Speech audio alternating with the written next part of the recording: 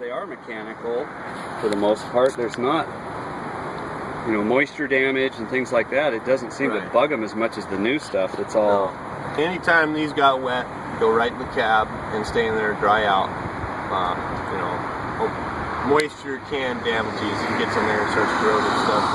So we do they get foggy inside, and you just is there a vent place? No, not really. I mean, if it's raining, if it's foggy, you can still see your beam. It might, affect the size of it. But rain or shine, this thing will, go all right. Okay. You can always put a little cover over it too. I've always been told if you use them in the rain, you take them home and you put them inside with the cover open. Yeah. Oh yeah. And just let them vent. If you put them away wet, you're screwed because it'll sit inside that case and fester on you. So right here is your percentage dial. This is positive and negative. So let's say you're wanting to run a 2%.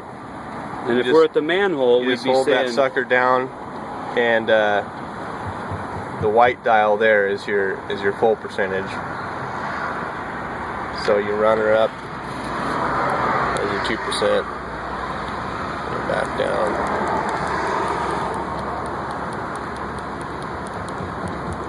Right there. That's 2%.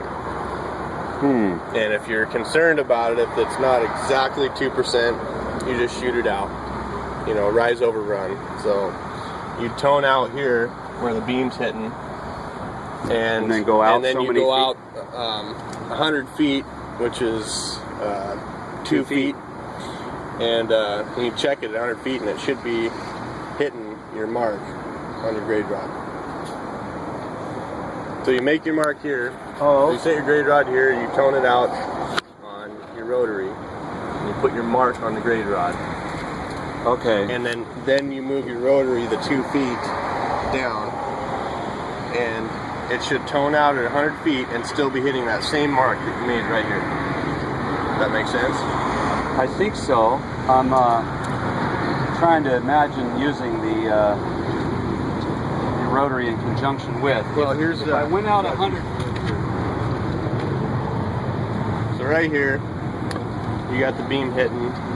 Let's say your receiver tones out right there. So you make your mark at the beam. You got your mark on there.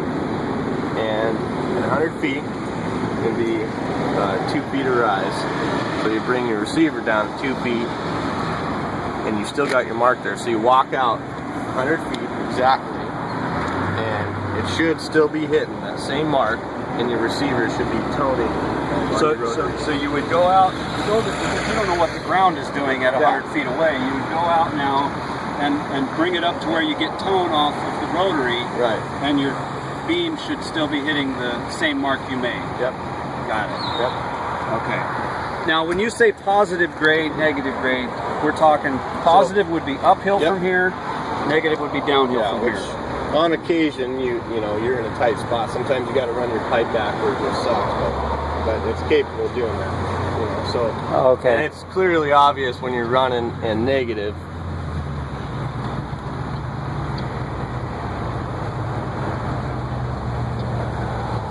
See, it switches to red, and then your dial goes over to that side. Oh, okay. Negative. So that would be if you're running backwards from the... Right. So beans we're from the manhole out, we're going to be going positive, meaning we're going uphill from the manhole. Right. Okay.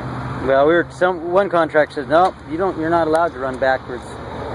We were debating because it's such a tight lot whether it would be Who said that? No, that's a big contract. You're not allowed to run backwards. If the pipe goes in, it's got fall, then... Yeah. But anyway, that was one of the comments. So, all right. So, what are our other functions here? So your other functions here are this locks your side to side.